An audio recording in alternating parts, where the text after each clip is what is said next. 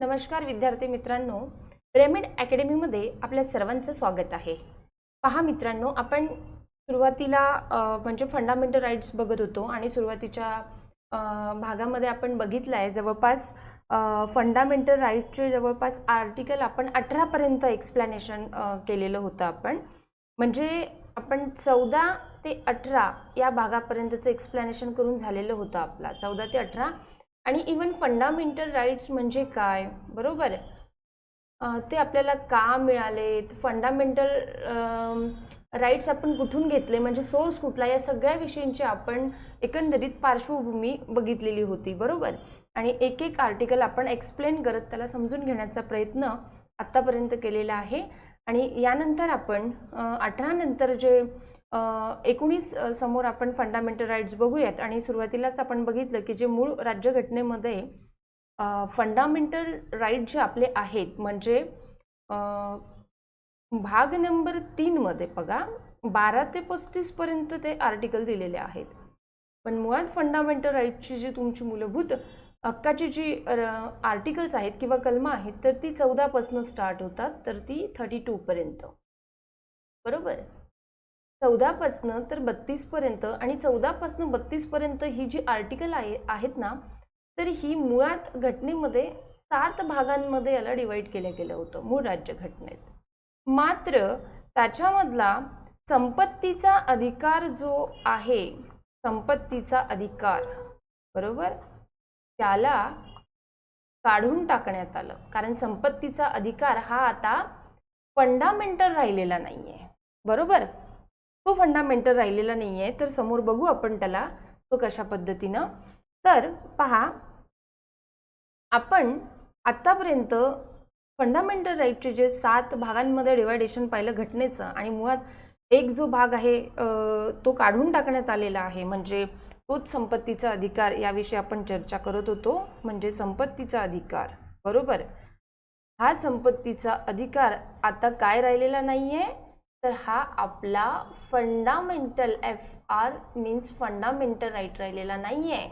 संपत्तीचा अधिकार म्हणजे संपत्ती मिळवणे, म्हणजे जागेची वगैरे खरेदी करणे, कुठल्याही संपत्तीची खरेदी करणे, हा आता मूलभूत हक्क राहिलेला नाही. ठीक आहे, तो एक सर्वसाधारण अधिकार मानला गेला आहे. त्याच्यामुळे तो भाग कमी करण्यात आला. आणि आता मुळात जे 14 ते 32 आर्टिकल आहेत, म्हणजे 31 आर्टिकल सोडून त्याच्यामधलं, तर हे 6 भागांमध्ये याला डिवाइड करण्यात आलेलं आहे, बरोबर. म्हणजे फंडामेंटल राईटचे भाग किती आहे, तर 6. तर त्याच्यामधला आपण पहिला भाग बघितला होता काल, कुठला, तर म्हणजे आधीच्या सेशनमध्ये 14 ते 18 पर्यंतचं, ज्याला इक्वालिटी राईट्स म्हणतात, म्हणजे समानतेचा अधिकार, समानतेचा अधिकार, बरोबर, राईट टू इक्वालिटी. आणि राईट टू इक्वालिटी म्हणजे इक्वालिटीमध्ये कुठली समानता, हे पण आपण त्यात बघितलं. तेव्हा आपण दुसरा जो भाग आहे याच्यानंतरचा हा दुसरा भाग, तो कुठला आहे, तर राईट टू फ्रीडम, ज्याला काय म्हणतात, राईट टू फ्रीडम म्हणजेच काय, तर स्वातंत्र्याचा हक्क. मग तो कुठल्या कुठल्या आर्टिकलमध्ये आहे, तर तो आहे 19 ते 22. हे बघा वर दिलेलं आहे तुम्हाला, ते कुठे आहे, ते आहे 19 ते 22 मध्ये.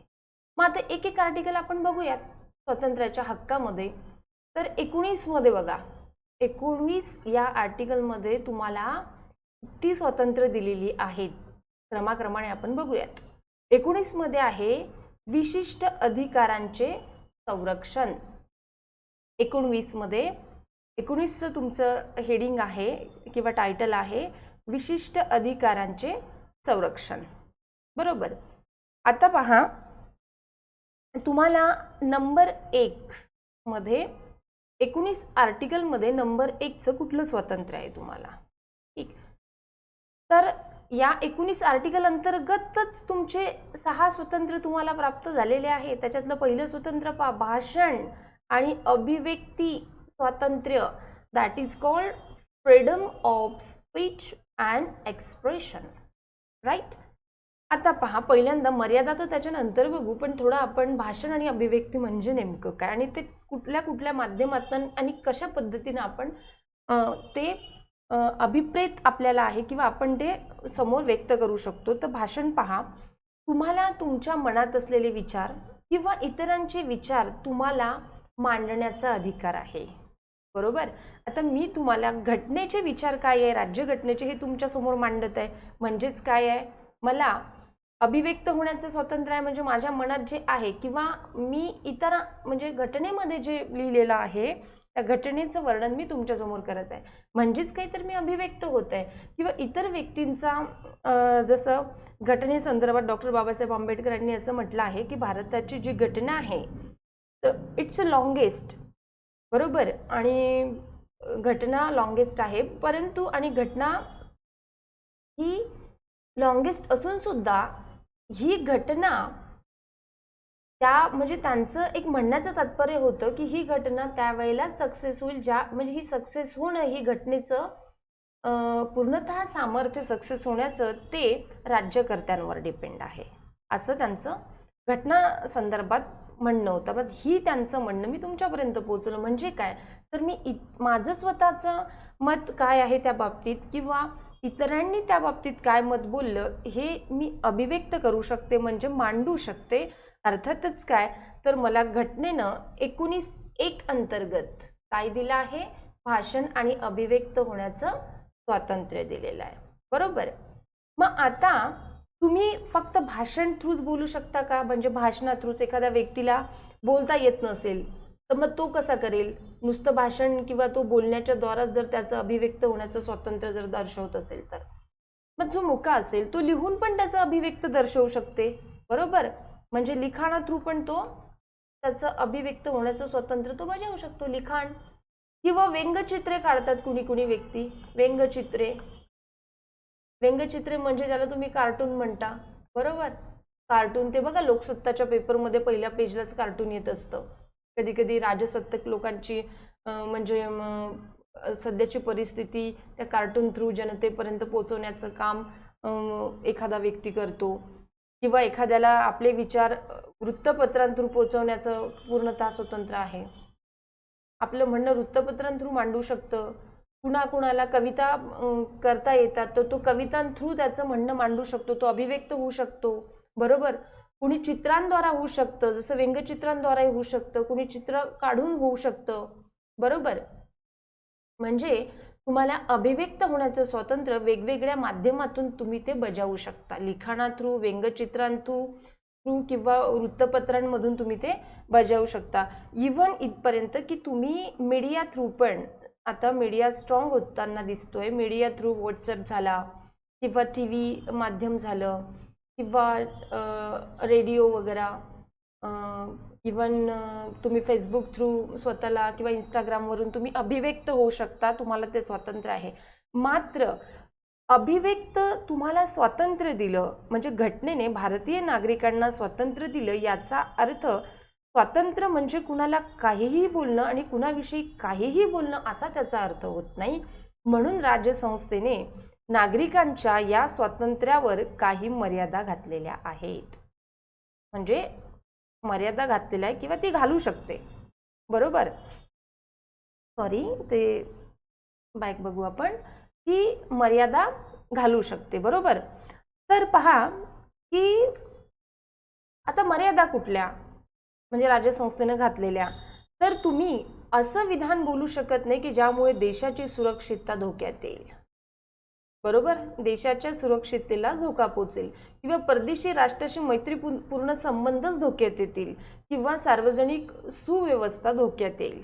बरोबर. किंवा नैतिकता धोक्यात येईल आणि न्यायालयाचा अवमान होईल असं तुम्ही भाषण किंवा बोली बोलू शकत नाही. किंवा गुन्ह्यासाठी प्रोत्साहन मिळेल असंही तुम्ही बोलू शकत नाही. आता गुन्ह्यासाठी प्रोत्साहन, न्यायालयाचा अवमान, तर बघा हे बघा, आता गुन्ह्यासाठी प्रोत्साहन म्हणजे तुम्ही जर का धर्मामध्ये तेढ निर्माण करत असाल, धर्मामध्ये वाद निर्माण म्हणजे तुमचं बोलणं हे वाद निर्माण करण्यासाठी किंवा अशांतता निर्माण करण्यासाठी प्रोत्साहन देत असेल तर अशा वेळेला तुमच्या भाषण आणि अभिव्यक्ती तुमचं भाषणातून जे तुम्ही अभिव्यक्त होत असतात अशा तुमच्या स्वातंत्र्यावर ही राज्यसंस्थेने काय केलेली आहेत, मर्यादा घातलेल्या आहेत. तर ते कशासाठी, तर देशाच्या सुरक्षतेसाठी, सार्वजनिक सुव्यवस्थेसाठी आणि नैतिकता जपावी यासाठी. बरोबर. त्याच्यानंतर आपण आता पहिलं याच्यातलं भाषण आणि अभिव्यक्ती स्वातंत्र्य बघितलं. आता दुसरं स्वातंत्र्य आपण त्याच्यातलं बघूयात. तर ते कुठलं आहे, तर ते आहे एकत्र जमण्याचं स्वातंत्र्य. बरोबर. ते आहे एकत्र जमण्याचं स्वातंत्र्य. बरोबर. That is called freedom of assembly. आता एकत्र जमण्याचं स्वातंत्र्य म्हणजे पहा, तुम्ही कुणाच्या लग्नाला जात असेल, तिथे एकत्र लोक येतात, किंवा एखादा बर्थडे असेल कुणाचा तरी, तिथे तुम्ही एकत्र जमवू शकता, म्हणजे जमू शकता. तुमच्या एकत्र जमण्यावर इथे बॅन नाही. कारण काय, तर एकत्र जमणं हे, एकत्र जमण्याचं स्वातंत्र्य तुम्हाला घटनेनं दिलेलं आहे, त्याच्यावर कुणी बॅन करू शकत नाही. बरोबर. किंवा मग तुम्ही काही समारंभाला एकत्र जमलेले असाल. बरोबर. काही असा मंगलमय इन्सिडेंट असेल की जिथे म्हणजे चांगला प्रसंग असा शुभ कार्यासाठी तुम्ही एकत्र जमलेले असाल, तर ते जमण्याचं स्वातंत्र्य तुम्हाला आहे. मात्र त्यासाठी आता कुठे जमण्याचं, कुठल्या बाबतीत जमण्याचं स्वातंत्र्य तुम्हाला नाही, किंवा कुठल्या बाबतीत मर्यादा घातलेल्या आहे या दिलेल्या स्वातंत्र्याच्या बाबतीत. तर मर्यादा बघू आपण. राज्यसंस्था नागरिकांच्या या स्वातंत्र्यावर 2 प्रकारे मर्यादा घालू शकते. कुठल्या कुठल्या प्रकारे?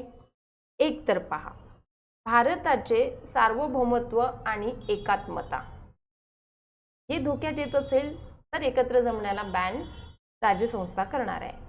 सार्वजनिक सुव्यवस्था धोक्यात येत असेल, पहा आता तुम्ही एकत्र जमलेत, सपोज आता तुम्ही रस्त्याने कुठल्याही सिग्नलला एकत्र जमले आणि तुम्ही रोड म्हणजे ऑब्स्टॅकल क्रिएट करून ठेवला येणाऱ्या जाणाऱ्यांसाठी, म्हणजेच काय केलं तुम्ही, सार्वजनिक सुव्यवस्था जी होती त्यात प्रॉब्लेम क्रिएट केले. म्हणजेच काय, तर त्या ठिकाणी तुमच्या एकत्र जमण्याचं जे स्वातंत्र्य तुम्ही म्हणता आम्हाला हवं आहे, पण तुमच्या या स्वातंत्र्यामुळे सार्वजनिक सुव्यवस्था बिघडण्यासाठी तो धोका क्रिएट होत आहे. अशा वेळेला राज्यसंस्था सार्वजनिक सुव्यवस्थेच्या कारणाकरिता एकत्र जमण्याच्या स्वातंत्र्याला बंधनं घालू शकते. बरोबर. त्यानंतर पहा, त्याच्यातलंच तिसरं म्हणजे आपण दुसरं, पहिलं काय बघितलं आपण, की पहिलं स्वातंत्र्य आपण कुठलं बघितलं, पहा मागच्या स्लाइडला आपण बघितलं आहे की ते होतं विशिष्ट अधिकारांचं स्वातंत्र्यामधलं भाषण आणि अभिव्यक्त होण्याचं स्वातंत्र्य. बरोबर. हे आहे आपल्या कलम 19 किंवा आर्टिकल 19 मधलं पहिलं स्वातंत्र्य. कारण 19 मध्ये 6 स्वातंत्र्य दिलेले, फक्त 19 मध्येच पहिलं भाषण आणि अभिव्यक्त होण्याचं स्वातंत्र्य. बरोबर. आणि दुसरं स्वातंत्र्य कुठलं होतं आपलं, तर दुसरं स्वातंत्र्य होतं एकत्र जमण्याचं स्वातंत्र्य. बरोबर. एकत्र जमण्याचं स्वातंत्र्य. आणि तिसरं स्वातंत्र्य होतं संघटनेचं स्वातंत्र्य, म्हणजेच काय, फ्रीडम ऑफ असोसिएशन. आता संघटनेचं स्वातंत्र्य म्हणजे थोडक्यात समजून घेऊयात की पहा, तुम्ही पाहत असाल की राजकारणी व्यक्ती असतात, ते पक्ष स्थापन करू शकतात. बरोबर. आजपर्यंत पक्ष स्थापन केले गेलेत.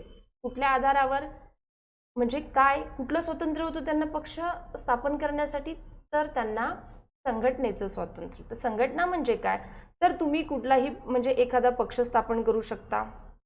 बरोबर. संघटना स्थापन करू शकता.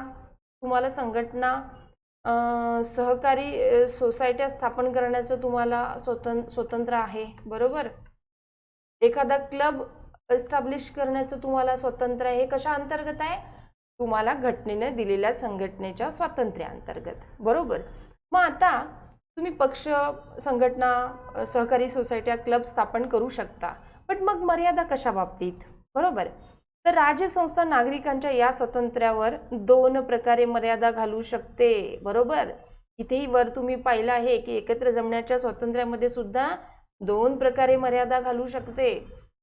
तिथेच अशाच पद्धतीनं 3 नंबरमध्ये सुद्धा संघटनेच्या स्वातंत्र्यामध्ये सुद्धा 2 प्रकारे मर्यादा घातलेल्या आहेत. तर पहा, पहिली मर्यादा काय, कशासाठी घातली, तर भारताच्या सार्वभौमत्व आणि एकात्मतेसाठी. बरोबर. आणि दुसरी गोष्ट सार्वजनिक सुव्यवस्थेसाठी.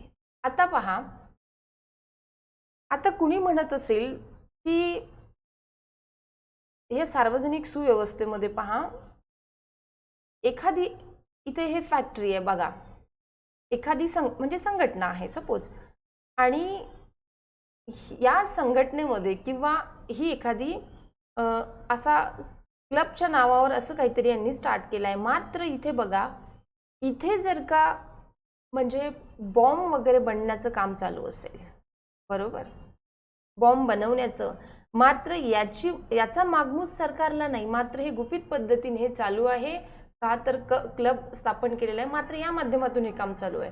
परंतु अशा कामामुळे देशाच्या सार्वजनिक म्हणजे सुव्यवस्थेला पण आणि देशाच्या म्हणजे संरक्षणाच्या दृष्टिकोनातून पण धोका पोचू शकतो. अशा वेळेला राजसंस्था मात्र अशा पद्धतीच्या क्लबवर किंवा संघटनेवर किंवा पक्षावर बॅन करू शकतात, जर ते म्हणजे चुकीच्या कामांना अडथळा किंवा बॅन करण्यासाठीच्या मर्यादा राजसंस्था घालू शकते, बरोबर. त्याच्यानंतर नेक्स्ट बघा, आता 19 आर्टिकल मधलंच 4 आहे. तर 19 आर्टिकलमध्ये 4 कुठला आहे तर मुक्तपणे संचार करण्याचं स्वातंत्र्य, बरोबर. मुक्तपणे संचार करण्याचं स्वातंत्र्य म्हणजेच काय, फ्रीडम ऑफ मुवमेंट, म्हणजे तुम्ही कुठेही फिरू शकता, कुठेही संचार करू शकता. मग आता कुठेही फिरू शकता, कुठेही संचार करू शकता म्हणजे फॉर एक्झाम्पल जसं समजा आता तुम्ही महाराष्ट्राचे नागरिक आहात, बरोबर, महाराष्ट्राचे आहात, मग तुम्ही अमेरिकेला जाण्याचं तुम्हाला मनात वाटलं, तुम्ही अमेरिका जाऊ शकता का. बघा, हे जे मुक्त संचाराचं स्वातंत्र्य आहे हे फक्त अंतर्गत भारतासंदर्भात अंतर्गत स्वातंत्र्य आहे. भारतामध्ये तुम्ही कुठेही संचार करू शकता, मात्र हे आंतरराष्ट्रीय प्लेस किंवा संचारासाठी नाही. मग अंतर्गत तुम्ही भारतात कुठेही फिरू शकता. मग तुम्ही म्हणाल की याआधी म्हणजे आता तर जम्मू काश्मीर भारताचा पार्ट झालेला आहे, बरोबर, पण याआधी जम्मू काश्मीरमध्ये भारतीय नागरिक म्हणजे जाऊ शकत होता, परंतु तो तिथे वास्तव्य करू शकत नव्हता, बरोबर. पण काही अशी ठिकाणं आहेत म्हणजे मुक्तपणे तुम्ही संचार करू शकता. तुम्हाला वाटलं तुम्ही गोवा जायचं आहे, तुम्ही म्हणजे बिलकुल जाऊ शकता, बरोबर. तुम्हाला वाटलं तुम्ही राजस्थानमधलं एखाद्या ठिकाणी टुरिस्ट तुमचं टीम जाऊ शकता, तर तुम्ही तिथे जाऊ शकता. दॅट्स रिझन तुम्हाला इंडियन कॉन्स्टिट्यूशन अंतर्गत मुक्तपणे संचाराचं स्वातंत्र्य म्हणजेच फ्रीडम ऑफ मुवमेंट मिळालेलं आहे. मग आता मर्यादा कुठे घातलेल्या आहेत, कुठे तुम्ही जाऊ शकत नाही किंवा तुम्हाला बॅन का घातलेला आहे तो बघू आपण. मर्यादा कुठे घातला, राजसंस्था नागरिकांच्या स्वातंत्र्यावर खालीलप्रमाणे मर्यादा घालू शकते. कशा तर आदिवासी क्षेत्रात बाहेरील व्यक्तींच्या प्रवेशावर मर्यादा. आता तुम्ही बघत असाल की अंदमान निकोबार, बरोबर, अंदमान निकोबार हे आपलं केंद्रशासित प्रदेश आहे, अंदमान निकोबार, बरोबर. अंदमान निकोबार आय थिंक हा क्षेत्रफळाच्या दृष्टिकोनातून सर्वात मोठं केंद्रशासित प्रदेश आहे, निकोबार. आता या ठिकाणी काहीच अशा आदिवासी जमाती राहिलेल्या आहेत की त्यांचं अस्तित्व धोक्यात आलेलं आहे, म्हणजे त्यांची पॉप्युलेशन जे आहे ते फार कमी प्रमाणात राहिलेली आहे.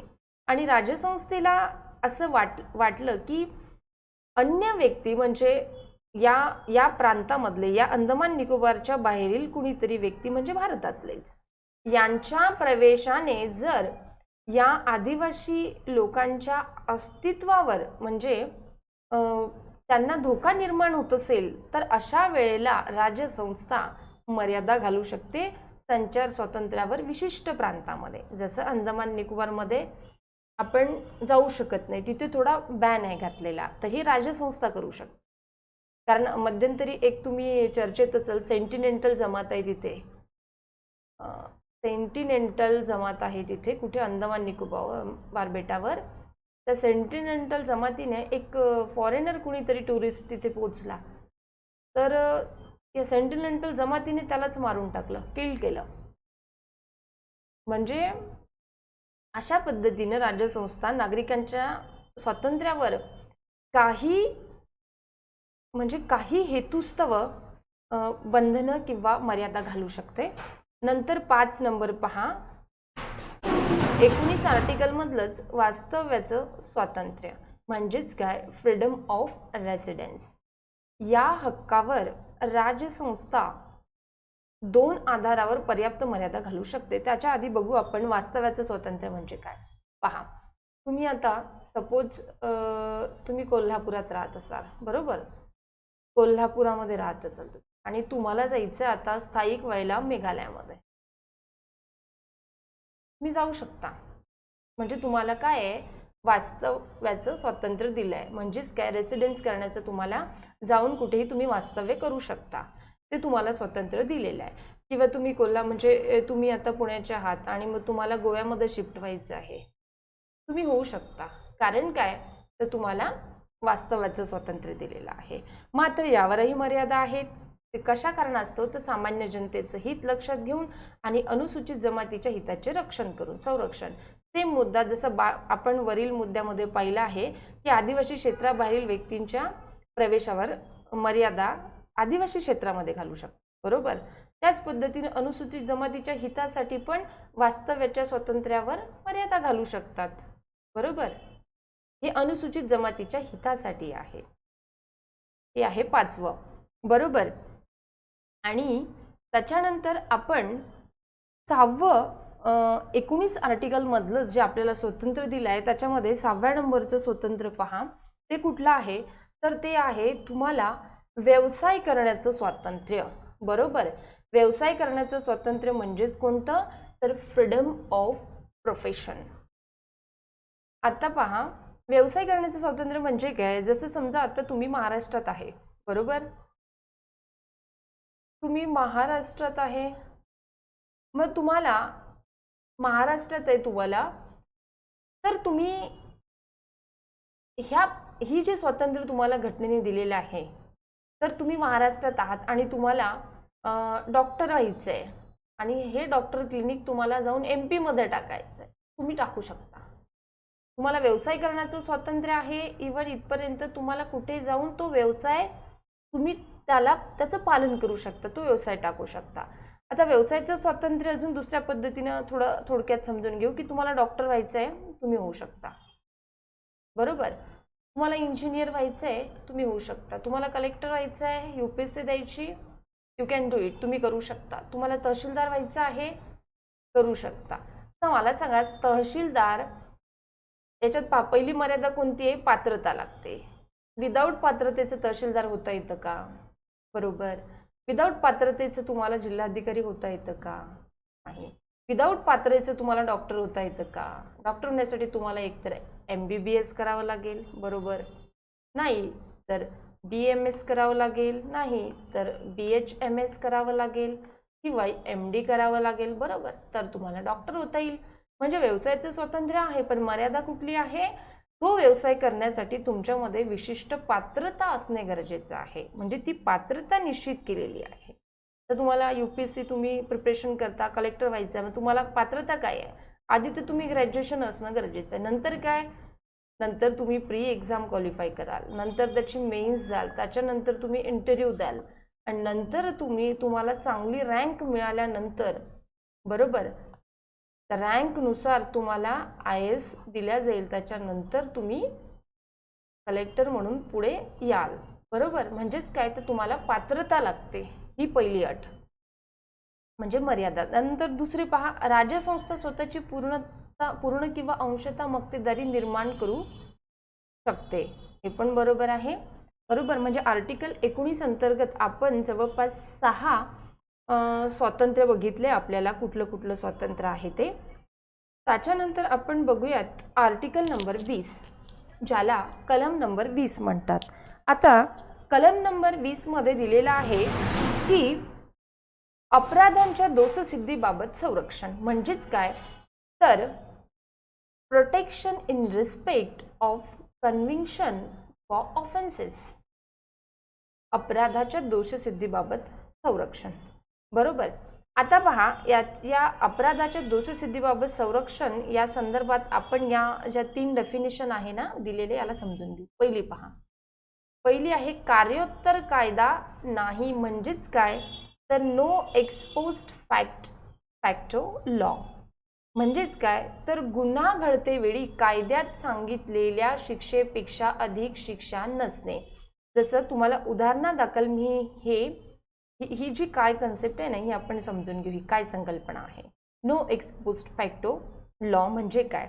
आता पहा, तुम्हाला माहिती आहे 2012 मध्ये आपल्या भारतात एक खूप भयावह अशी म्हणजे मानवाला घृणास्पद अशी घटना घडली. 2012 मध्ये दिल्ली मध्ये एक गँग रेप म्हणजे करण्यात आला, सामूहिक बलात्कार. बरोबर.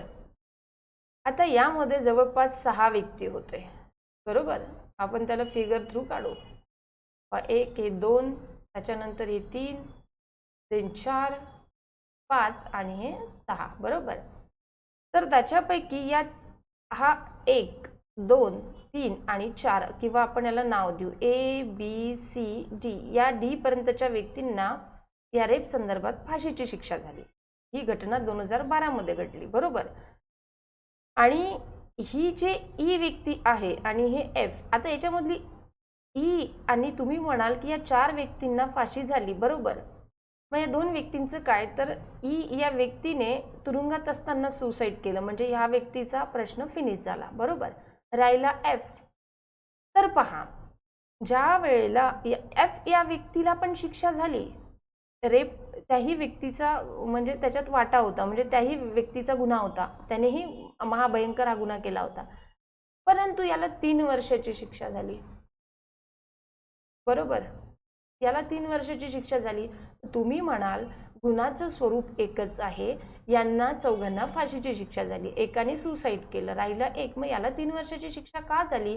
तर पहा, भारतामध्ये आपल्या म्हणजे कायदा आहे की 18 वर्ष कंप्लीट असणारा किंवा त्यापेक्षा वरील व्यक्तीलाच अशा गुन्ह्यांसाठी फाशी देण्यात येते. बरोबर. मात्र हा जो F व्यक्ती होता, याचं 18 वर्ष कंप्लीट नव्हतं. हा जेव्हा याने गुन्हा केला त्यावेळेला याच्या वयाचं 18 वर्ष कंप्लीट नव्हतं, म्हणून याला फाशी देण्यात आलेली नाही. कारण आपल्या देशामध्ये कायदा तसा होता की फाशी 18 किंवा 18 वर्ष कंप्लीट किंवा त्याच्यापेक्षा वरच्या वयाच्या लोकांना हा दिला जातो. मात्र तो या कायद्याच्या अटीमध्ये बसत नव्हता, म्हणून त्याला 3 वर्षाची शिक्षा देण्यात आली. बरोबर. तर तुम्ही म्हणाल no ex post facto law सोबत याचा काय संबंध. तर पहा, आता हे घटना झाल्यानंतर भारतामध्ये असं म्हणजे आपल्या कायद्यांमध्ये बदल करण्यात आला आणि असं ठरवण्यात आलं की आता रेअरेस्ट रेअर केसमध्ये म्हणजे अशा पद्धतीची जर केस झाली तर त्याच्यामध्ये 16 वर्षाच्या म्हणजे 16 वर्ष वयाच्या मुलाला सुद्धा आता फाशी देण्यात येईल. 16 वर्ष वयाच्या व्यक्तीला सुद्धा मुलाला फाशी देण्यात येईल याच्यानंतर. तुम्ही म्हणाल 16 वर्षाच्या मुलांना फाशी देण्यात येईल, मग याला का देण्यात आलेली नाही. तर बाबा हे लक्षात घ्या की ही जेव्हा घटना घडली 2012 मध्ये, त्यावेळेला वयाची अट फाशी देण्याची 18 कंप्लीट किंवा 18 पेक्षा वर होती.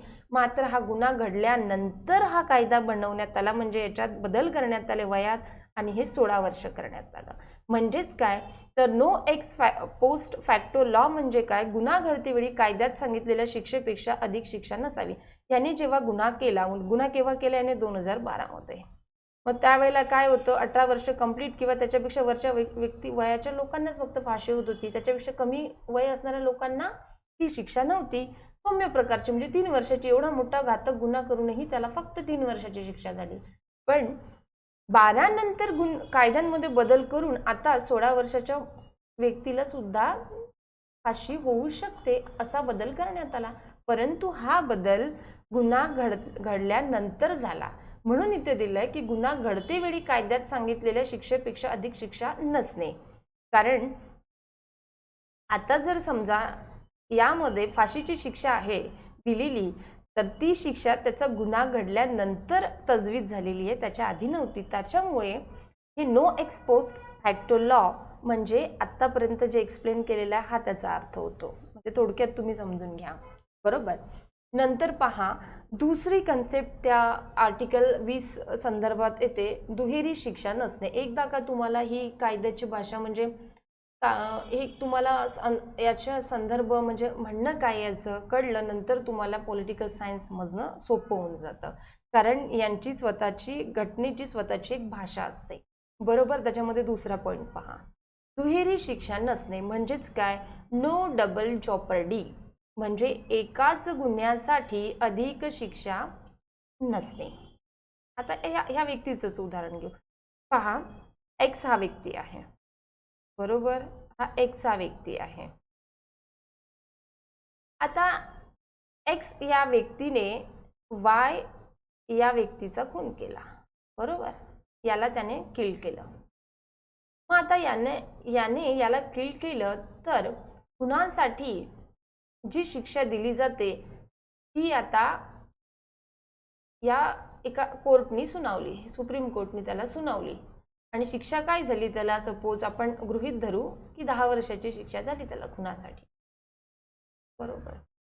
10 वर्षाची शिक्षा झाली. आता हे सुप्रीम कोर्टाने सुनावलं, बरोबर, किंवा हायकोर्टाने सुनावलं, हायकोर्टने सुनावलं, बरोबर.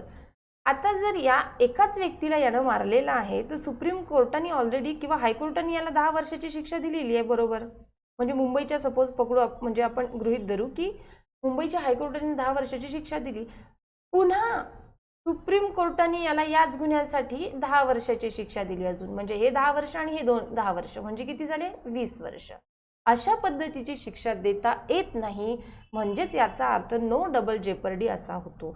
म्हणजे एकच गुन्हा केलेला असेल आणि एका गुन्ह्यासाठी त्याला पुन्हा पुन्हा शिक्षा होत असेल तर तो नो डबल जेपर्डीमध्ये येतं. म्हणजे एका गुन्ह्यासाठी त्या व्यक्तीला दोनदा दंडित करता येत नाही. परंतु एकाच प्रकारचा गुन्हा जर त्या व्यक्तीने दोनदा केला असेल तर मात्र मग त्याला दोनदा शिक्षा दिली जाते. म्हणजे पहा, या एक्स या व्यक्तीने वाय या व्यक्तीला मारलं, बरोबर, खून केला. मग 10 वर्ष हा शिक्षा भोगून आला, याला म्हणजे तुरुंगवास झाला, 10 वर्ष शिक्षा भोगून आला आणि बाहेर सुटला. पुन्हा त्याने झेड या व्यक्तीचा खून केला, बरोबर, तर पुन्हा त्याला 10 वर्षाची शिक्षा होईल, बरोबर, कारण त्याने 2 व्यक्तींचे खून केलेले आहे. म्हणजे खून करणे हा एकच प्रकार, पण एक प्रकार त्याने दोनदा अजमावलेला आहे, त्याच्यामुळे त्याला दोनदा शिक्षा होईल. मात्र एकाच व्यक्तीचा खून केला असल्याने त्याला 2-2 कोर्ट किंवा 2-2 पद्धतीने वेगवेगळी शिक्षा सुनावू शकत नाही. याला नो डबल जेपर्डी म्हणजे जॉपर्डी म्हणतात, बरोबर. त्याच्यानंतर आहे पहा, पहिलं बघितलं आपण, दुसरं आणि तिसरं बघू आता, अपराधाच्या दोषसिद्धीबाबत संरक्षण कसं आहे. म्हणजे हे अशा स्वतःबद्दल संरक्षण आहे, म्हणजे दोषसिद्धीबाबत की नो एक्स फॅक्टो लॉ आहे, नंतर नो डबल जॉपर्डी आहे, देन तिसरं आहे स्वतः विरुद्ध साक्षीदार होण्याची सक्ती नसणे, नो सेल्फ इन्क्रिमिनेशन, बरोबर. आता तुम्ही म्हणाल हे काय आहे, आरोपीला स्वतः विरुद्ध साक्षीदार होण्याची सक्ती नसणे. तुम्ही मे बी टीव्हीमध्ये टेलिव्हिजनला बघत असाल की कधी कधी एखादा म्हणजे लॉयर, बरोबर, किंवा ॲडव्होकेट, बरोबर, ॲडव्होकेट कधी कधी गुन्हा म्हणजे एखाद्या व्यक्तीला तो कटघऱ्यात उभा आहे, बरोबर, विटनेस बॉक्समध्ये उभा आहे, त्याला म्हणतो की तू कबूल कर की तू हा खून केलेला आहे किंवा तू हे घाणेरडं कृत्य केलेलं आहे किंवा तू चोरी केलेली आहे.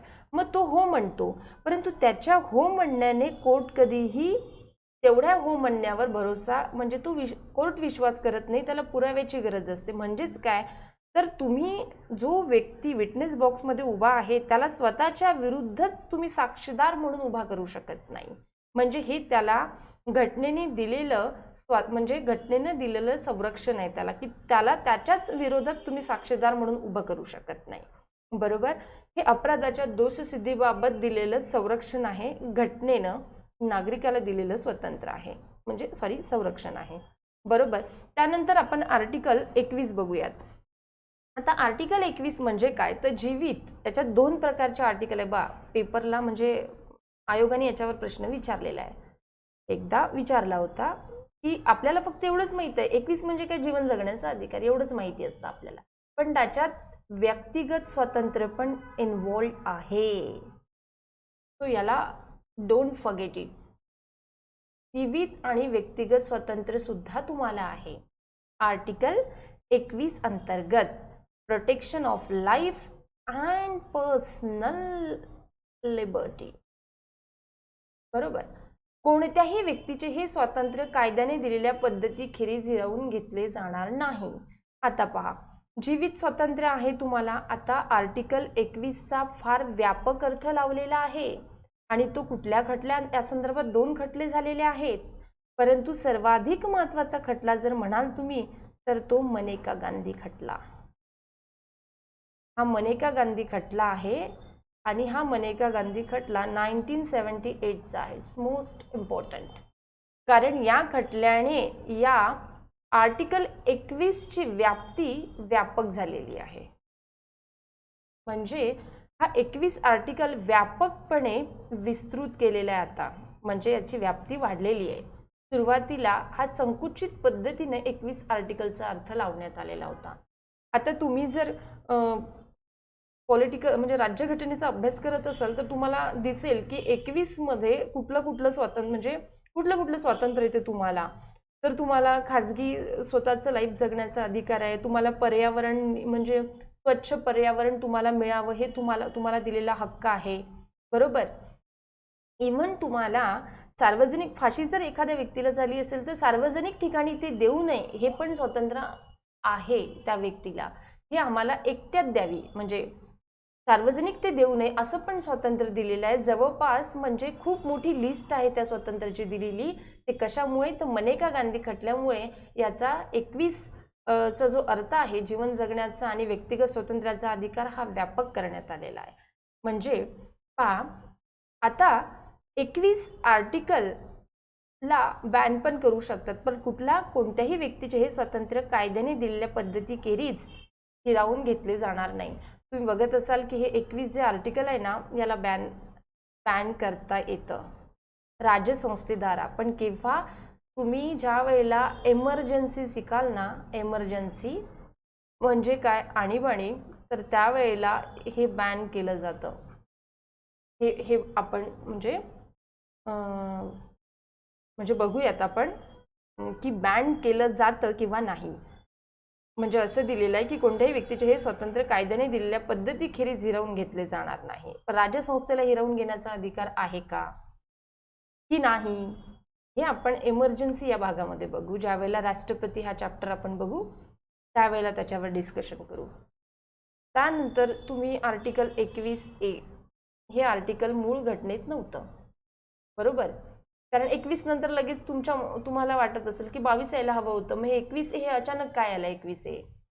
तर हे 21A हे जे 21A किंवा नंतर काही तुम्हाला दिसेल की B-C-D वगैरे, ते ज्या वेळेला आपण पंचायत राज वगैरे बघू त्याच्यामध्ये खूप सारे असे सबक्लॉज जोडलेले आहेत. पण ते सबक्लॉज कशाने जोडता येतात तर तुम्ही घटना दुरुस्ती करून, म्हणजेच काय तर तुम्ही अमेंडमेंट करून ते जोडू शकता. मग आता 21A घटनेत नव्हता, मग हा कधी जोडण्यात आला?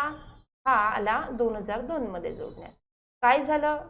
86 अमेंडमेंट झाली आणि काय ठरलं 86 अमेंडमेंट नुसार की वय वर्ष 6 ते 14 वर्ष वयोगटातल्या मुलांना मोफत आणि सक्तीचं प्राथमिक शिक्षणाचा हक्क देण्यात आला. बरोबर. आता तुम्हाला माहित असेल की नवीन शिक्षण धोरण आखण्यात आलेलं आहे. बरोबर. न्यू एज्युकेशन पॉलिसी आखण्यात आलेली आहे. आता कस्तुरी रंगन कमिटी तुम्हाला माहित असेल, कस्तुरी रंगन कमिटी, त्या कमिटीनुसार आता जे हे एक वय आहे ना म्हणजे याला ॲज इट इज ठेवलेलं आहे, याच्यामध्ये बदल करण्यात आलेले नाहीत. परंतु जो सर्व शिक्षणाचा हे तुम्हाला दिसते आहे बघा फिगरमध्ये, सर्व इमेजेसमध्ये सर्व शिक्षा अभियान जे आहे तर हे जे राबवले याच्या अंतर्गत वयामध्ये बदल करण्यात आला. तो काय झाला? तो 3 वर्षापासून तर 18 वर्षापर्यंत करण्यात आला, म्हणजे वाढवण्यात आलेला आहे. परंतु घटनेमध्ये मात्र आहे ॲज इट इज ठेवण्यात आला आहे 6 ते 14 आणि प्राथमिक शिक्षणाचा हक्क कंपल्शन करण्यात आला. आता प्राथमिक शिक्षण म्हणजे कुठून तर कुठपर्यंत? पहिल्या वर्गापासून तर 8वी पर्यंत. तर 8वी पर्यंत जवळपास व्यक्ती 13 ते 14 वर्षाचा होतोच. बरोबर. म्हणून ते 6 ते 14 वर्ष वगैरे मुलांना मोफत आणि प्राथमिक म्हणजे सक्तीच्या प्राथमिक शिक्षणाचा हक्क 86 अमेंडमेंटनुसार 2002 मध्ये देण्यात आला. बरोबर. त्याच्यानंतर आपण बघूयात आर्टिकल 22 काय आहे. बघू आर्टिकल 22 काय. आर्टिकल 22 मध्ये अटक आणि स्थानबद्धतेविरुद्ध संरक्षण आहे, म्हणजेच काय protection against arrest and detention. बरोबर. आता पहा की अटक आणि स्थानबद्धतेविरुद्धचं संरक्षण काय आहे. साधारण कायदा, त्याच्यात पहिला आपण समजून घेऊ साधारण कायदा. तर ज्या वेळेला एखाद्या व्यक्तीला अटक करण्यात येतं, तर त्या व्यक्तीला संरक्षण कुठल्या बाबतीत आहे? म्हणजे साधारण कायद्यात ऑर्डिनरी लेजिस्लेशनमध्ये तुम्हाला काय अधिकार आहे की तुम्हाला एखाद्या म्हणजे पोलीस आले, म्हणजे पोलिसां थ्रू अटक करण्यात आली, तर मला अटक का करण्यात आली असं विचारण्याचा अधिकार हा अटक आणि स्थानबद्धतेविरुद्धचं जे संरक्षण दिलेलं आहे त्याच्या अंतर्गत येतो. अटक केली असेल तर ते कुठल्या कारणाने केली, काय कारण आहे की अटक करण्यात आली हे कळवण्यात यावं, आणि हा कळवून घेण्याचा अधिकार घटनेने नागरिकांना दिलेला आहे. बरोबर. त्याच्यानंतर पहा, पसंतीच्या वकिलांचा सल्ला. काय म्हणजे स्थानबद्धतेच्या विरुद्ध आपल्याला संरक्षण दिलेलं आहे. त्यातली पहिली तरतूद आहे की मला अटक का केली, म्हणजे XYZ व्यक्तीला कुणीही असो अटक केली असेल तर या व्यक्तीला विचारण्याचा अधिकार आहे, जो अटक करतो त्याला विचारण्याचा अधिकार आहे की ही अटक मला का करण्यात आली आहे. मग करण्यात आली असेल तर मग आता पसंतीचा वकिलाचा सल्ला घेण्याचा मला अधिकार आहे, म्हणजे ते मला संरक्षण घटनेने दिलेलं आहे. तिसरं काय आहे तर 24 तासाच्या आत मला दंडाधिकाऱ्यांसमोर हजर करा, म्हणजे दंडाधिकार म्हणजे जज मला न्यायाधीशांसमोर हजर करा. आणि चौथी तरतूद इथे स्लाइडवर आपल्या म्हणजे थोडंसं हे झालं आहे, पण चौथी एक लक्षात घ्या तरतूद काय आहे की जर समजा दंडाधिकाऱ्यांनी, इथं पहा, जर दंडाधिकाऱ्यांनी म्हणजे केलेली अटक अवैध ठरवली असेल,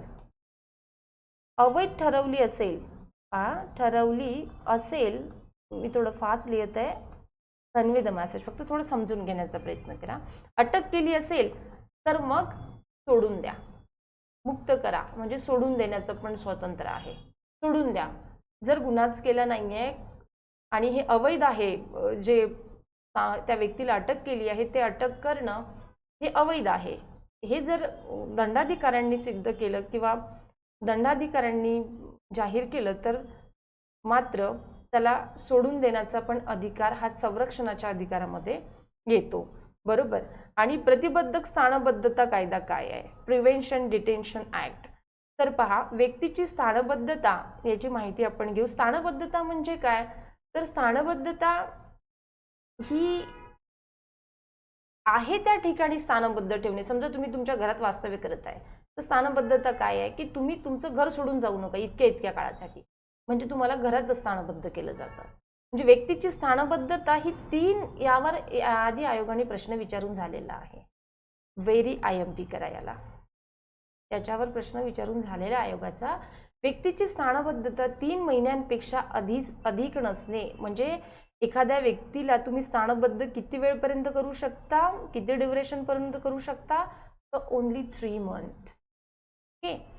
देन व्यक्तीची स्थानबद्धता करण्याची कारणं द्यावी लागतात की का स्थानबद्ध केलेलं आहे, आणि स्थानबद्ध केलेल्या व्यक्तीस प्रतिनिधित्वाची संधी पण दिली जाते. बरोबर. नेक्स्ट पहा, आपल्याला आता बघायचं आहे शोषणाविरुद्धचा हक्क. शोषणाविरुद्धचा हक्क म्हणजे आर्टिकल 23 आणि 24 आपल्याला बघायचं आहे. आर्टिकल 23-24 काय आहे म्हणजेच काय? राईट अगेन्स्ट एक्सप्लॉयटेशन, शोषणाविरुद्धचा हक्क. आर्टिकल 23 पहा. 23 मध्ये काय आहे? माणसांचा अपव्यापार म्हणजे विक्री आणि वेच बिगारी यांना मनाई, means prohibition of traffic in human beings and forced labour. तर पहिला पॉइंट पहा की या आर्टिकल 23 अंतर्गत तुम्ही पुरुष, महिला, बालके यांची खरेदी विक्री करता येणार नाही. तुम्ही बघत असाल ज्यावेळी हिस्ट्री तुम्ही रीड कराल, म्हणजे हिस्ट्री रीड कराल, वर्ल्ड हिस्ट्री वगैरे आपण रीड करतो, त्यावेळेला आपल्याला दिसेल की साऊथ आफ्रिकेवरनं, म्हणजे साऊथ आफ्रिका किंवा आफ्रिका कॉन्टिनेंट्सवरनं जे एकदम काळेकुट्ट लोक राहायचे बघा, तर या लोकांना बागबानीमध्ये शेतात काम करण्यासाठी, चहाच्या मळ्याची शेती करण्यासाठी स्वस्तामध्ये ब्रिटनमध्ये घेऊन जायला म्हणजे जायचे सुरुवातीला ब्रिटिशांच्या काळात, पण कमी स्वस्तात मिळायचे, तर हे लेबरची विक्री व्हायची. आणि त्याच्याही आधी जाल तर आपल्याला दिसतं म्हणजे कुतुबुद्दीन ऐबकचा काळ बघा, बरोबर. कुतुबुद्दीन ऐबकला सुद्धा असंच विकण्यात आलं होतं आणि त्याला पण विकत घेतलं होतं. म्हणजे त्यावेळेला विक्री केली तर चालत होती, परंतु आता मात्र भारतीय राज्यघटनेनुसारही पुरुष, महिला, बालके यांची खरेदी विक्री करता येणार नाही, बरोबर, कारण ते कायद्याने गुन्हा आहे. माणसाला त्याच्या श्रमा एवढा मोबदला देणे, कारण वेठ बिगारीमध्ये विना मोबदला काम करून घेतलं जातं, विना मोबदला काम करून घेतलं जातं, परंतु आता मात्र तसं करता येणार नाही.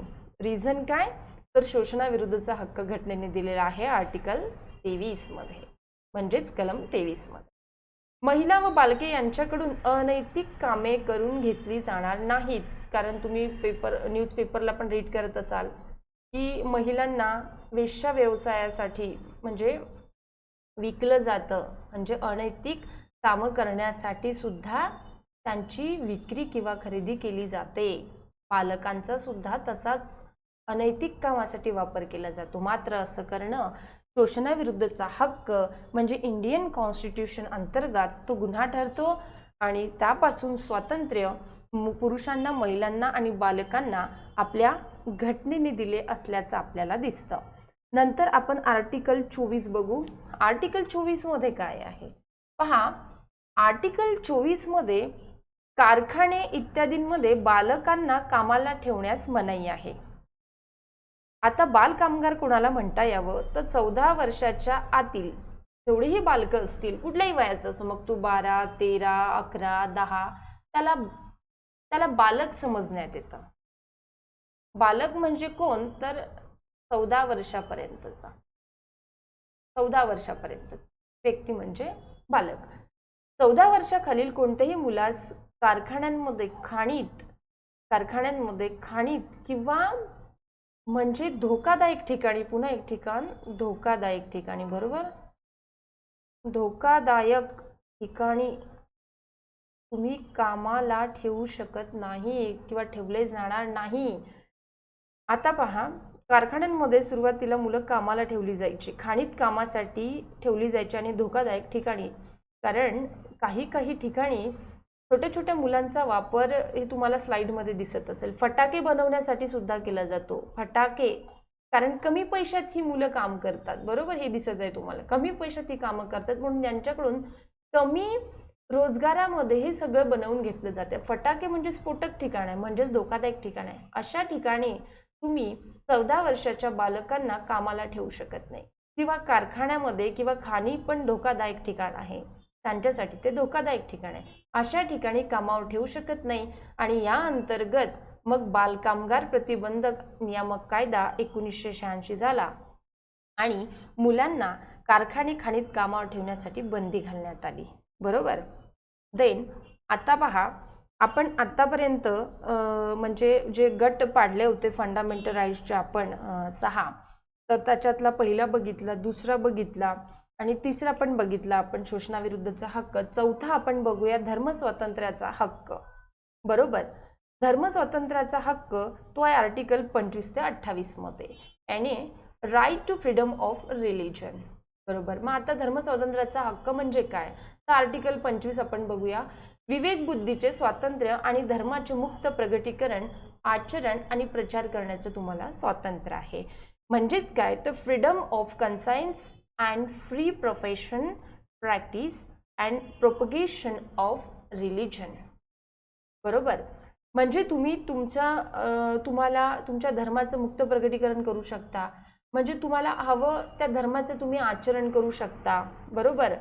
धर्म परिवर्तन तुम्ही करू शकता, बरोबर. इव्हन ज्या धर्मात तुम्ही आहात त्या धर्माचा तुम्ही प्रचार करू शकता, बरोबर. तर हे येतं आर्टिकल 25 मध्ये. आर्टिकल 26 पहा, धर्मविषयक व्यवहारांची व्यवस्था पाहण्याचं स्वातंत्र्य दिलेलं आहे. नेक्स्ट बघूया आर्टिकल 27 पहा. आर्टिकल 27 मध्ये एखाद्या विशिष्ट धर्माच्या संवर्धनाबाबत कर देण्याबाबत स्वातंत्र्य आहे, मात्र हे बंधन नाहीये. स्वतंत्र आहे परंतु यासाठी कुणावरही म्हणजे जबरदस्ती करता येत नाही. हे आर्टिकल 27 मध्ये आहे. Freedom from taxation for promotion of a religion. त्यानंतर पहा कलम 28 काय आहे. कलम 28 मध्ये शैक्षणिक संस्थांमध्ये धार्मिक शिक्षण आणि धार्मिक उपासना यांना उपस्थित राहण्याचं स्वातंत्र्य आहे. Freedom from attending religious instruction ते घटनेनं आपल्याला दिलेलं आहे. पहा शेवटचा जो भाग आहे सांस्कृतिक आणि शैक्षणिक हक्क, तो कलम 29 आणि 30 मध्ये आपल्याला असल्याचं दिसतं. Article 29 and 30 cultural and educational rights. Right, सांस्कृतिक आणि शैक्षणिक हक्क. पहा आर्टिकल 29 आपण बघूया की अल्पसंख्याक वर्गाच्या हितसंबंधांचे संरक्षण. आता तुम्ही म्हणाल हे अल्पसंख्याक म्हणजे कोण? म्हणजेच प्रोटेक्शन ऑफ इंटरेस्ट मायनॉरिटीज. तर अल्पसंख्याक म्हणजे पहा कोण कोण बसतं भारतामध्ये. कोण अल्पसंख्याक आहे? मुस्लिम आहे. नेक्स्ट स्लाइड तुम्ही बघाल ना त्यात तुम्हाला दिसतं. ख्रिश्चन आहे, ठीक आहे, बरोबर. बुद्धिस्ट आहे, त्यानंतर जैन आहे आणि पारशी दिसेल तुम्हाला. नेक्स्ट स्लाइड आहे. यांना अल्पसंख्याक म्हणतात, तरच म्हणजेच त्यांना मायनॉरिटी म्हणतात. म्हणजे यांच्या संख्या कमी असते मेजॉरिटीच्या मानाने. मायनॉरिटी आणि हे मायनॉरिटीमध्ये मोडते आणि हिंदू बहुसंख्याकांमध्ये मोडतात भारतात बरं का, हिंदू बहुसंख्याकांमध्ये. त्यामुळे हिंदूंचा समावेश हा मायनॉरिटीजमध्ये केले गेला नाही. तर पहा कोणत्याही नागरिक गटाला स्वतःची वेगळी भाषा, लिपी आणि संस्कृती जतन करण्याचा हक्क असतो. ते कशाने दिलेला आहे? आर्टिकल 29 ने दिलेला आहे. इव्हन राज्य निधीतून सहाय्य मिळणाऱ्या कोणत्याही शैक्षणिक संस्थेत नागरिकास कोणत्याही कारणावरून प्रवेश नाकारला जाणार नाही, ही पण तरतूद आर्टिकल 29 मध्ये असल्याचं आपल्याला दिसते. त्याच्यातलंच आपण आर्टिकल 30 पाहूयात आता. आर्टिकल 30 काय आहे पहा. आर्टिकल 30 मध्ये अल्पसंख्याक वर्गाचा शैक्षणिक संस्था स्थापण्याचा आणि त्यांचं प्रशासन करण्याचा हक्क आहे. आणि right to minorities of establish and administer educational institution. सर्व धार्मिक व भाषिक अल्पसंख्याक वर्गांना आपल्या पसंतीच्या शैक्षणिक संस्था स्थापन करण्याचा हक्क आहे. हा हक्क मायनॉरिटीजला दिला गेलेला आहे. बरोबर, हा हक्क मायनॉरिटीजला दिला गेलेला आहे. आणि शैक्षणिक संस्थांना सहाय्य करताना राज्य संस्था कोणताही भेदभाव करणार नाही, हे सुद्धा लक्षात ठेवा. नंतर पहा नेक्स्ट आहे आर्टिकल 32. आणि आर्टिकल 32 ला घटनेचा आत्मा सुद्धा म्हटलं गेलेला आहे आणि याच्यावर प्रश्न येऊन झालेला आहे. आर्टिकल 32 नाही तर काहीच नाही असं म्हटलं तरी चालेल, कारण आपल्याला आपण बघितलं की आतापर्यंत जे 14 पासून तर 30 पर्यंत, आता 31 तर काढून टाकलेला आहे. संपत्तीचा अधिकार हा तर फंडामेंटल राईट नाही, हा साधारण कायदा आहे, त्याच्यामुळे याला काढून टाकलं. तर बाकीचे 14 ते 30 पर्यंत जे आहेत याचा इम्प्लिमेंटेशन जर होत नसेल तर आपण कुठे जायचं? कोर्टमध्ये. म्हणजेच न्यायव्यवस्थेला दाद मागायचा. कुठल्या आर्टिकलने? 32. पण कुठल्या कोर्टमध्ये? सुप्रीम कोर्टमध्ये. जर 14 ते 30 मध्ये आपल्या हक्काचं इम्प्लिमेंटेशन होत नसेल किंवा त्याला प्रॉब्लेम क्रिएट होत असतील, ऑब्स्टॅकल क्रिएट होत असतील तर. म्हणून आर्टिकल 32 आहे, याला सोल ऑफ इंडियन कॉन्स्टिट्यूशन म्हणतात, भारतीय घटनेचा आत्मा सुद्धा म्हणतात. आणि हा आहे घटनात्मक उपाययोजनांचा हक्क, means right to constitutional remedies. भाग 3 मध्ये प्रदान केलेले हक्क पहा. आपण सुरुवातीलाच म्हटलं की जे 14 ते 30 पर्यंत जे हक्क दिलेले आहेत, म्हणजेच 3 मध्ये प्रदान केलेले हक्क बजावण्यासाठी ही गुरुकिल्ली म्हणून काम करते 32. बरोबर. सर्वोच्च न्यायालयाकडे विनंती अर्ज करण्याच्या हक्काची हमी देण्यात आलेली आहे. मग आता ही विनंती अर्ज काय? तर तुम्ही रीट दाखल करू शकता. उल्लंघन होत असेल आपल्या हक्कांचं तर यासाठी निर्देश, डायरेक्शन अँड ऑर्डर्स, आदेश किंवा रिट्स म्हणजेच त्याला मराठीत प्राधिलेख काढण्याचा अधिकार आहे. आणि तो कोणाला आहे पहा, तो सुप्रीम कोर्टला आहे आणि तो हायकोर्टला आहे. तर तुम्ही म्हणाल इतरांना आहे का तो, म्हणजे डिस्ट्रिक्ट कोर्टला आहे का किंवा एखाद्या ट्रिब्युनलला आहे का, तर नाही.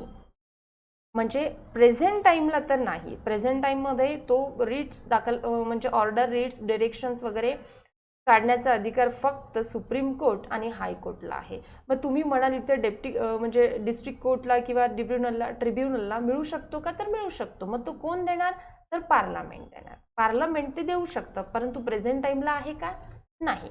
प्रेझेंट टाइमला फक्त तो सुप्रीम कोर्ट आणि हायकोर्टलाच आहे. बरोबर. आणि सुरुवातीलाच म्हटलं आपण की इंडियन कॉन्स्टिट्यूशनचा तो सोल आहे, आत्मा आहे. कोण, आर्टिकल 32. बरोबर.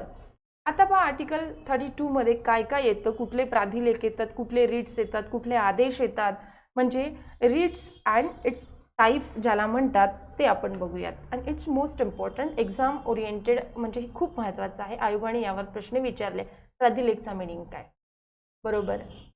मग प्राधिलेख हे कुणाकुणाच्या अपोजमध्ये करता येत नाही आपल्याला. म्हणजे त्याचे टाईप आहेत. म्हणजे बंदी प्रत्यक्षीकरण ला अपवाद कोण आहे, कोणाविरुद्ध ते आपल्याला म्हणजे बंदी प्रत्यक्षीकरण करता येत नाही किंवा कोणाविरुद्ध ते आदेश काढता येतो हे आपण बघूयात. तर न्यायालयीन आदेश म्हणजे रिट्सचा जो पहिला टाईप आहे त्याच्यामध्ये आहे बंदी प्रत्यक्षीकरण. बंदी प्रत्यक्षीकरण त्याला इंग्लिशमध्ये तुम्ही हेवियस कॉर्पस म्हणता. म्हणजे हेवियस कॉर्पसचाच अर्थ काय, शरीर ताब्यात घेणे किंवा शरीराने हजर असणे. बरोबर. एखाद्या व्यक्तीला न्यायालयात प्रत्यक्ष उपस्थित करणे म्हणजेच काय, बंदी प्रत्यक्ष किंवा हेवियस कॉर्पस. मग आता शरीर ताब्यात म्हणजे तुम्ही बंदी प्रत्यक्षीकरण कोणाच्या म्हणजे कोणाविरुद्ध हा आदेश काढू शकतो, कोर्ट, न्यायालय कोणाविरुद्ध काढू शकतं, तर शासकीय अधिकारी, गव्हर्नमेंट ऑफिसर आणि खाजगी व्यक्ती. Very important. शासकीय अधिकारी आणि खाजगी व्यक्तींविरुद्ध काढता येतं. अपवाद काय आहे, कोणाच्या विरुद्ध न्यायालय काढू शकत नाही, तर सक्षम न्यायालयाने स्थानबद्ध केलं असेल तर, किंवा स्थानबद्धता ही वैध असल्यास. बरोबर. आणि स्थानबद्धता कायदेमंडळ व न्यायालयाच्या अवमानाबद्दल असेल तर मात्र न्यायालय बंदी प्रत्यक्षीकरणाचा आदेश काढू शकत नाही. बरोबर. नंतर पहा परमादेश. परमादेश म्हणजेच मॅन्डमस, म्हणजेच काय, आज्ञा देणे, हुकूम देणे, आदेश देणे. मग आता ही आज्ञा कोणाच्या विरोधात दिली जाते, कोणाच्या विरोधात न्यायालय देतं, तर शासकीय अधिकाऱ्यास त्याचे कर्तव्य बजावण्याचे आदेश देते. जर हा अधिकारी त्याचं काम बजावत नसेल तर कोर्ट आदेश देतं, आज्ञा देतं की तुम्ही हे करायला पाहिजे, म्हणजे हे करा, करण्यासाठी आज्ञा देते, ते बजावण्याचे आदेश देते. सार्वजनिक संस्था, कनिष्ठ न्यायालय यांना सुद्धा सुप्रीम कोर्ट म्हणजे न्याय व्यवस्था आदेश देऊ शकतं. बरोबर. आणि कोणाच्या अपोजमध्ये ते देणार नाही, याला अपवाद काय, तर खाजगी व्यक्ती, संस्था, राष्ट्रपती, राज्यपाल आणि उच्च न्यायालयाचे मुख्य न्यायाधीश. इथं थोडासा प्रॉब्लेम झाला. मुख्य, chief justice, called chief justice of high court, यांच्या अपोजमध्ये कोर्ट मॅन्डमस हा रिट देऊ शकत नाही. बरोबर. नेक्स्ट बघूया. त्याच्यातला तिसरा भाग बघा की प्रतिषेध म्हणजेच काय, तर प्रोहिबिशन. प्रोहिबिशन म्हणजे काय, तर बंदी घालणे. मग आता ही बंदी कोर्ट कुणाच्या अपोजमध्ये घालू शकतं, तर कनिष्ठ न्यायालय. बरोबर. व न्यायाधिकरणे. न्यायाधिकरणे म्हणजेच काय, तर ज्याला ट्रिब्युनल म्हणतात, त्याच्या अपोजमध्ये घालू शकते. आपल्या अधिकार क्षेत्राबाहेर काम करत असल्यास बंदी घालणे म्हणजे प्रतिषेध हा रिट कोर्ट देते. आणि कोणाच्या अपोजमध्ये कोर्ट हे रिट दाखल करू शकत नाही किंवा देऊ शकत नाही, तर तो आहे प्रशासकीय अधिकारी म्हणजे ॲडमिनिस्ट्रेटिव्ह ऑफिसर, कायदेमंडळ, खाजगी व्यक्ती आणि खाजगी संस्था. बरोबर. त्याच्यानंतर नेक्स्ट त्याच्यातलं रीट बघा, त्याला म्हणतात उत्प्रेक्षण. तर त्याला सर्शिओररी असं त्याचं राईट प्रोनाउन्सिएशन आहे. आणि तो कुणाच्या अपोजमध्ये असतो, म्हणजे तर म्हणजे उत्प्रेक्षणचा मिनिंग काय सुरुवातीला, तर तो प्रमाणित करणे किंवा माहिती देणे असा होतो. मग ते कोणाच्या अपोजमध्ये कोर्ट काढतं, तर कनिष्ठ न्यायालयाने खटला वरिष्ठ न्यायालयाकडे वर्ग करावा आणि तो कुणाच्या अपवाद कोण आहे या उत्प्रेक्षणला, तर कायदेमंडळ, खाजगी व्यक्ती आणि खाजगी संस्था. नेक्स्ट बघूयात आपण अधिकार पृच्छा म्हणजेच काय, तर को वॉरंटो. बरोबर, को वॉरंटो म्हणजे काय, तर आपण कोणत्या अधिकारात करीत आहात असा त्याचा अर्थ होतो. मग शासकीय अधिकाऱ्यास पदाच्या वैधतेची चौकशी करण्याचा हा आदेश आहे आणि हा आदेशाला अपवाद कोण, तर मंत्री आणि खाजगी व्यक्ती या आदेशाला अपवाद आहेत. आता बघूयात आपण, आतापर्यंत फंडामेंटल राईट्स आपण बघितले, इवन आर्टिकल 32 बघितलं आपण, ज्याला इंडियन कॉन्स्टिट्यूशनचा सोल असं म्हणतात. म्हणजे आपल्याला आर्टिकल 14 ते 30 जे फंडामेंटल राईट्स दिलेले आहे याचं इम्प्लिमेंटेशन होत नसेल तर कोर्टमध्ये आपण 32चा आधार घेऊन सुप्रीम कोर्टमध्ये जाऊ शकतो आणि पुढे दिसेल आपण ज्यावेळेला हायकोर्टचा विचार करू आपण, तर आर्टिकल 226 म्हणजे 226चा आधार घेऊन आपण हायकोर्टात जाऊ शकतो. बरोबर, सुप्रीम कोर्टसाठी आर्टिकल 32 आणि याचंच पालन होत नसेल या 14 ते 30चं, तर 226चा वापर करून आपण हायकोर्टात जाऊ शकतो. आता यावर आधारित थोडं फास्टली आपण प्रश्न बघूयात. पहिला प्रश्न पहा. पहिला प्रश्न आहे की पुढीलपैकी कोणत्या कलमात धार्मिक स्वातंत्र्याचा अधिकार आहे, म्हणजे राईट टू रिलिजन आहे. पहा, आर्टिकल 29, एक ऑप्शन बघूयात आपण. एक बी नंबर पहा. 29 ते 30 मध्ये काय दिलेलं आहे, शैक्षणिक आणि सांस्कृतिक हक्क, म्हणजे शैक्षणिक आणि सांस्कृतिक हक्क दिलेला आहे. 32-35 मध्ये तुम्हाला माहिती आहे 32 मध्ये काय दिलं आहे, रिट दिलेला आहे, म्हणजे आदेश दिलेला आहे. आणि 23-24 मध्ये काय, एक्सप्लॉइट म्हणजे शोषणाविरुद्धचा हक्क आहे 23 आणि 24 मध्ये. मग राहिलेला ऑप्शन कोण, option A is the correct answer. 25 आणि 28 मध्ये आपल्याला धार्मिक स्वातंत्र्याचा अधिकार म्हणजे राईट टू रिलिजन दिलेला आहे. तर सेकंड नंबरचा क्वेश्चन बघा. प्रश्न आहे की घटनेचा कोणता कलम अस्पृश्यता रद्द करतो, म्हणजेच काय, अनटचॅबिलिटी ज्याला म्हणतात तो रद्द करतो. कोणता आर्टिकल आहे, आर्टिकल 17. तुम्हाला माहिती आहे आर्टिकल 15 काय आहे. ऑप्शनला पण आपण ऑप्शनचा पण विचार करून त्याला अनालिसिस करायचं. 15 मध्ये काय आहे, धर्म, वंश, जात, लिंग यावरून भेदाभेद केला जाणार नाही. 16 मध्ये काय, धर्म, वंश, जात, लिंग आणि त्याचं राहण्याचं ठिकाण यावरून सार्वजनिक नोकऱ्यांमध्ये भेदाभेद केला जाणार नाही. आणि आर्टिकल 18 मध्ये पदव्यांचा त्याग आहे. राहिलेलं 17 आर्टिकल अस्पृश्यता रद्द करते. बरोबर. त्याच्यानंतर नेक्स्ट आपण प्रश्न बघूयात. प्रश्न 3 आहे, म्हणजे क्वेश्चन नंबर 3 बघा. शोषणाच्या विरोधात, बरोबर, शोषणाच्या विरोधात अगेन्स्ट एक्सप्लॉयटेशन खालीलपैकी कोणते योग्य आहे. बरोबर. आता पहा, ए त्याचं करेक्ट आन्सर आहे. मानवामध्ये मानवी व्यापार प्रतिबंधित करणे आणि जबरदस्तीचे काम करणे थांबवणे हा त्याचा उत्तर आहे. 4 नंबरचा पहा. खालीलपैकी कोणता भारतीय घटनेत मूलभूत अधिकार नाही. भारतीय राज्यघटनेत कुठला असा अधिकार आहे की तो फंडामेंटल राईट्स नाही आहे. तर पहा, समानतेचा अधिकार आपण त्याचे डिवाइड केले होते, मूळ घटनेत 7 भाग केले. त्याच्यानंतर आपण बघितलं की आर्टिकल 31 संपत्ती मिळवण्याचा अधिकार काढून टाकला. मग किती भाग राहिले, 6. म्हणजे 14 ते हे जे 32 आर्टिकल आहे याला म्हणजे 14 ते 32 पर्यंत जे आहेत त्याला 6 भागात डिवाइड केलेला आहे. बरोबर. मग त्याच्यामधलेच समानतेचा अधिकार कशात होता, 14 ते 18 आर्टिकलमध्ये. स्वातंत्र्याचा अधिकार कशात होता आपला, 19 पासून समजा आर्टिकल 22 पर्यंत. आणि स्वातंत्र्याचा म्हणजे डबल झालेला आहे, इथे थोडा प्रॉब्लेम, पुन्हा हाच ऑप्शन आलेला आहे. बरोबर. आणि लास्ट प्रश्न पहा तुमचा 5व्या नंबरचा प्रश्न काय म्हणतो, खालीलपैकी कोणते मूलभूत अधिकार भारतीय नागरिकांना उपलब्ध आहेत परंतु परदेशी लोकांना नाहीत. आपण सुरुवातीला पाहिलं की कुठले असे फंडामेंटल राईट्स आहे की ते फक्त आणि फक्त नागरिकांसाठी आहे. मग आपण तुम्हाला माहिती आहे की जसं समजा अभिव्यक्ती आणि बोलण्याचं स्वातंत्र्य आहे, म्हणजे हे ते आर्टिकल 19 अंतर्गत हे स्वातंत्र्य फक्त भारतीय नागरिकाला आहे. मात्र कायद्यासमोर समानता आर्टिकल 14 भारतीय नागरिकाला पण आहे, परदेशी व्यक्तीला पण आहे. जीविताचा अधिकार आर्टिकल 21 भारतीय नागरिकाला पण आहे, परदेशी व्यक्तीला पण आहे. बरोबर. म्हणजे अशा पद्धतीनं आपण आपल्या जी आहेत फंडामेंटल राईट्स त्याला म्हणजे बघितलं तर पहा फंडामेंटल राईट्सचा म्हणजे महत्त्वाची आहेत ही फंडामेंटल राईट्स आपल्या एक्झामच्या दृष्टिकोनातनं, तेव्हा त्याचा नक्की अभ्यास करा. बरोबर.